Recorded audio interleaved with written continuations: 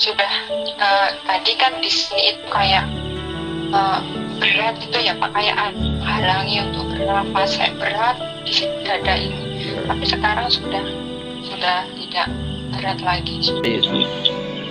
Shikiralamaralama shikiralama ya shikiralamaralama shikir. Adapun selubung-selubung awan hitam yang menutupi, saat ini Tuhan akan lepaskan, Tuhan bebaskan dalam nama Yesus. Shikiralama, keluar dalam nama Yesus, dalam nama Yesus. Shikiralama shikiralama, terus dorong keluar dalam nama Yesus, dalam nama Yesus. Dalam nama Yesus, dalam nama Yesus. Keluar. Oke, keluar dalam nama Yesus. Oke, apapun yang masih menempel pada bagian dada, dalam nama Yesus kami nyatakan patah dan hancur dalam nama Yesus. Gimana sekarang rasanya? Hah? Ya, lega. Coba gini, jadi lebih ya. Dan ini tuh seperti itu kenapa ya Pak? Sering sesat. Tiba-tiba ada merasakan yang merasa berat di dada itu berat dan itu penuh dan pikirannya itu kemana-mana, jadi tidak bisa fokus. Saya berusaha untuk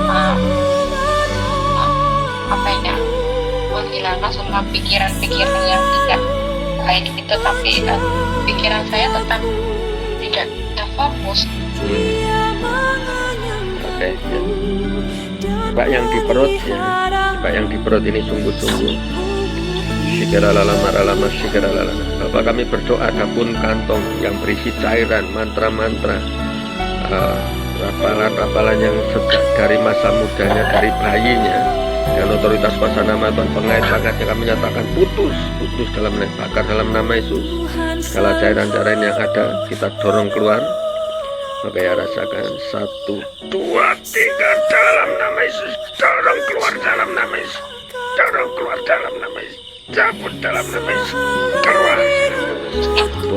Terus sekali lagi shikiralamaralama Yesus, dorong keluar dalam nama Yesus, dalam nama Yesus, dorong keluar dalam nama Yesus, terus cabut dalam nama Yesus, dalam nama Yesus, keluar.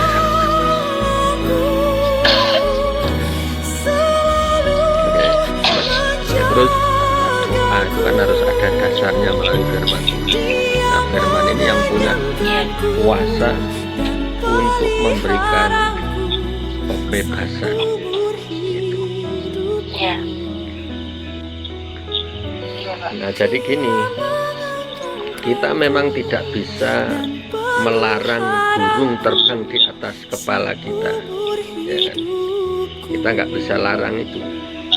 Tapi yang bisa kita lakukan, melarang dia bersarang di kepala kita. Nah, artinya ini masalah boleh datang, tapi jangan sampai tersimpan di memori, ya, di hati kita.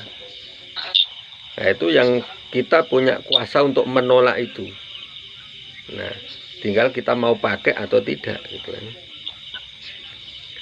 Sebab itu haruslah perkemahanmu itu kudus, supaya jangan ia melihat sesuatu yang tidak senonoh di antaramu, lalu berbalik daripadamu. Ini artinya kan Tuhan tuh mau melihat kita ini kudus, supaya apa? Supaya benar-benar terjadi. Jadi sebab Tuhan Allahmu berjalan di tengah-tengah perkemahanmu untuk melepaskan engkau dan menyerahkan musuhmu kepadamu. Artinya supaya kita bisa menaklukkan musuh kita seutuhnya sampai benar-benar hancur gitu ya.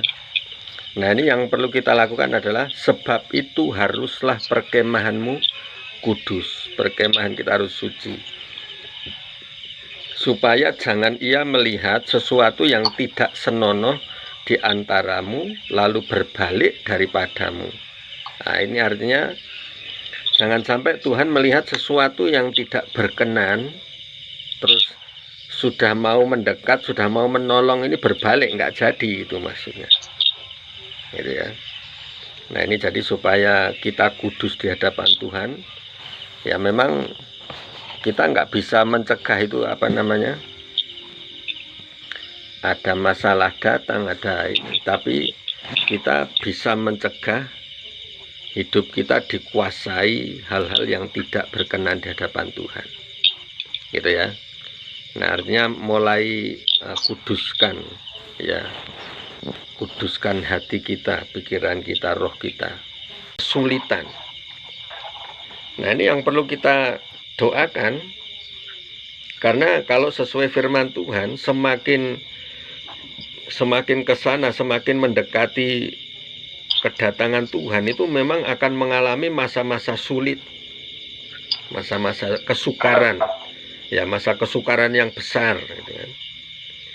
Nah jadi gini, nanti orang-orang tertentu, orang-orang yang takut akan Tuhan, itu yang akan dipelihara, ya, dipelihara pada masa-masa sukar itu, seperti yang di kitab Wahyu 6 yang ayat yang Tuhan katakan seperti ini, secupak gandum sedinar, tetapi janganlah rusakkan anggur dan minyak itu. Nah artinya jangan rusakkan orang-orang yang sudah ditebus oleh darah Yesus, yang sudah diurapi, orang-orang yang sudah dipilih oleh Tuhan, gitu ya. Jadi akan dipelihara, ya. Keadaan dunia nggak semakin baik, ya. Keadaan dunia nggak semakin baik, ekonomi nggak semakin baik, akan ada masa kesukaran, tetapi akan ada namanya pemulihan, itu pemeliharaan dari Tuhan untuk orang-orang yang takut akan Tuhan. Nah itu, jadi ada pemeliharaan untuk kita, ya. Itu makanya kita harus bisa nangkep apa suara hati Tuhan, ya, nangkep. Jangan seperti kemarin-kemarin, nangkepnya kan suara iblis yang bisikkan, yang melemahkan, ya kan, yang membuat apa namanya, membuat down malahan. Tapi coba nangkep isi hati Tuhan, nangkep suara Tuhan. Nah itu, kalau nangkep isi hati Tuhan ini memang butuh pikiran yang jernih, butuh hati yang apa namanya, nggak ada penghalang sama sekali gitu. Nah itu, supaya bisa nangkap untuk lingkup kecil dulu, untuk kita sendiri. Nah ini untuk semua, maksudnya global, ekonomi ini sedang terhambat. Nah maksudnya soal berkat apa itu ada yang menghambat, jadi segala sesuatu. Nah ini diperlihatkan ini di seluruh Indonesia, bahkan dunia ini yang kelihatan seperti awan hitam itu, awan hitam nutupi. Terus ada juga jaring-jaring yang menahan berkat. Nah yang namanya berkat ini kan bukan hanya soal materi gitu, tetapi ada yang menutup di atas itu, seperti jaring. Jadi segala sesuatu yang baik itu susah untuk turun kalau kita nggak berjuang, kita nggak berdoa, gitu ya. Nah makanya ini ayat yang penting, ini mau saya bagikan. Karena itu, kalau kamu dibangkitkan bersama dengan Kristus, carilah perkara yang di atas, di mana Kristus ada, duduk di sebelah kanan Allah. Ya, pikirkanlah perkara yang di atas, bukan yang di bumi. Sebab kamu telah mati dan hidupmu tersembunyi bersama dengan Kristus di dalam Allah. Apabila Kristus yang adalah hidup kita menyatakan diri kelak, kamu pun akan menyatakan diri bersama dengan Dia dalam kemuliaan. Ya. Nah, jadi karena itu kalau kita dibangkitkan bersama dengan Kristus, carilah perkara yang di atas, mulai arahkan pikiran kita, pandangan kita ke atas. Ya, artinya seperti Lena tadi kan apa namanya, suami itu bisa mengecewakan, keluarga bisa mengecewakan, orang tua bisa mengecewakan. Nah, yang tidak pernah mengecewakan cuma Tuhan. Nah, ini makanya carilah perkara yang di atas, gitu ya. Jadi seperti kita semua lah ngalami, Yuda sendiri kan ngalami yang kemarin-kemarin kayak gitu, akhirnya ngalami kecewa juga, ya kan. Terus Ulan sendiri sekarang ya pergumulan juga ngalami. Maksudnya pikirannya kusut juga, ya kan. Ya, pikiran kusut juga, udah ada yang mau tapi beda keyakinan, ya harus berbenturan dengan budaya, dengan adat, ya kan. Nah, semuanya ngalami. Ya, ini makanya kalau itu yang kita pikirkan, kita akan semakin lemah, ya kan. Semakin memikirkan hal-hal yang seperti ini malah justru makin lemah. Tapi kalau kita cari perkara yang di atas, nah itu maka gini di ayat terakhir ini, adapun Kristus yang adalah hidup kita menyatakan diri, kelak kamu pun akan menyatakan diri bersama dengan Dia dalam kemuliaan. Jadi akan menyatakan diri dalam kemuliaan. Nah, kita pun akan dibawa dalam kemuliaan itu, gitu ya. Kalau dimuliakan dalam Tuhan, ini sebenarnya keseluruhan, utuh itu, ya kan. Karena saat ini kan banyak orang bergumul gini, yang tidak punya pasangan bergumul biar punya pasangan, ya kan. Yang sudah punya pasangan ada pergumulan juga, ada masalah soal pasangannya, ya kan. Nah ini nah itu makanya harusnya dulu gitu saya ya. Dulu saya berkumpul pengen cepat punya pasangan biar bisa nikah. Giliran sudah nikah, oh rasanya nikahnya malah kayak Nah, nggak sesuai bergumul lagi. ekspektasi, malah menderita. Ya, benar Yud. Nah ini perlu didengar ya, yang belum dapat pasangan ini, soalnya gini, jangan dipikir kalau sudah punya pasangan pasti bahagia. Siapa bilang? Ya kan? Siapa bilang punya pasangan bahagia? Itu kan harapannya. Harapannya bahagia, tapi kenyataannya kadang-kadang nggak seindah yang kita bayangkan. Ya kan? Nah, itu. Yang tidak bisa berubah ini cuma yang dari Tuhan aja. Makanya carilah perkara yang di atas. Ini artinya apa? Segala sesuatu ini harusnya ngikuti relnya Tuhan. Kalau Tuhan yang sediakan, Tuhan yang pilih, Tuhan yang atur, ini semuanya untuk kemuliaan, untuk sesuatu yang menyatakan kemuliaan Tuhan. Nah, kalau yang kita cari adalah perkara yang menyatakan kemuliaannya, kita akan diangkat juga dalam kemuliaannya, gitu ya. Nah, ini pikirkanlah perkara yang di atas, bukan yang di bumi. Nah, pikirkanlah perkara yang di atas, bukan yang di bumi. Sebab kamu telah mati dan hidupmu tersembunyi bersama dengan Kristus di dalam Allah.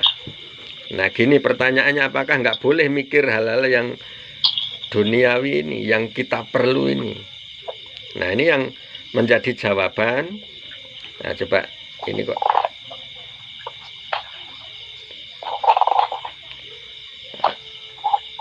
Nah, coba saya kasih ini ya ayatnya.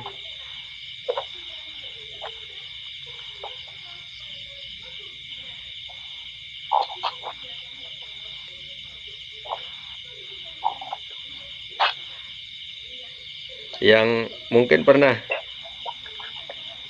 dengar ini, Allahku akan memenuhi segala keperluanku.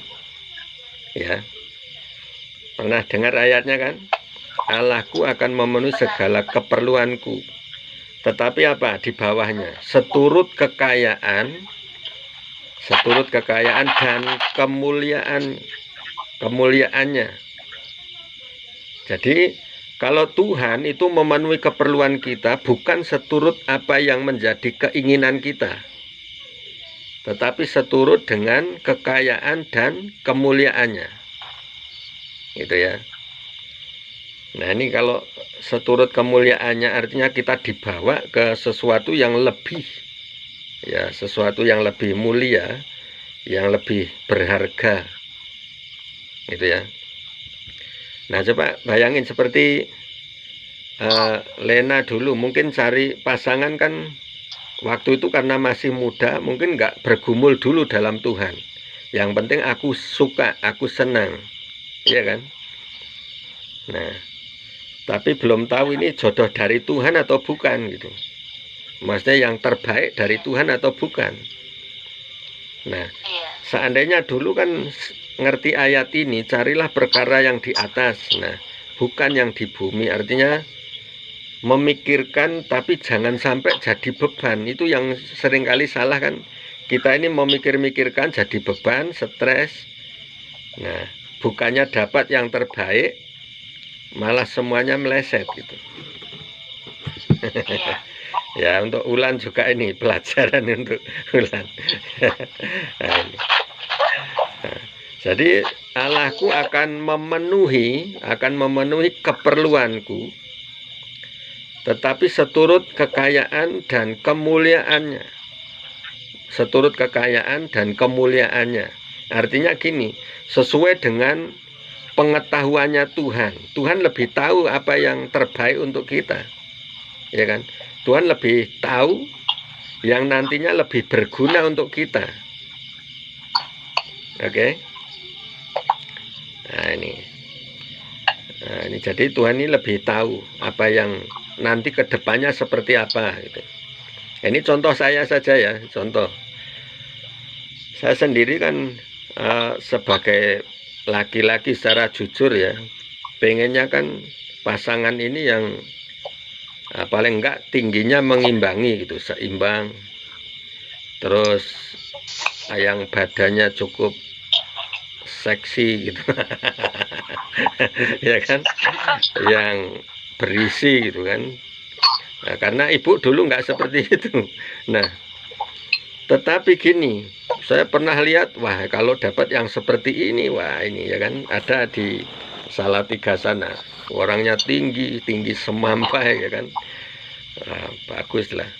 Tetapi setelah saya menikah dengan ibu ini,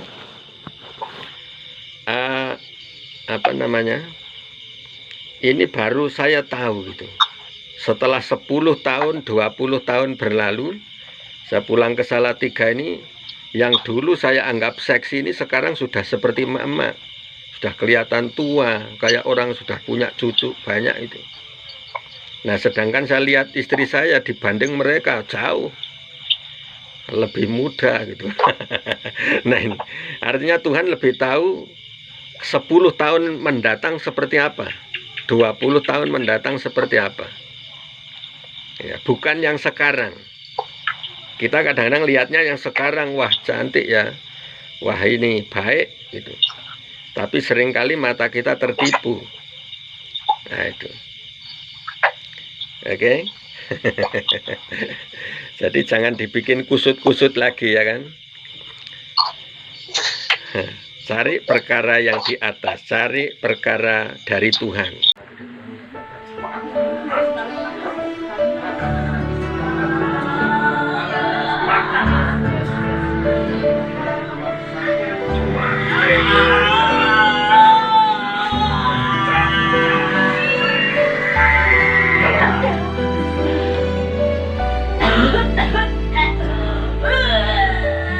Musim akan selalu kasih Tuhan tetap abadi, tak akan berubah sampai selamanya. Ku tetap percaya, ku yakin Tuhan memberkati.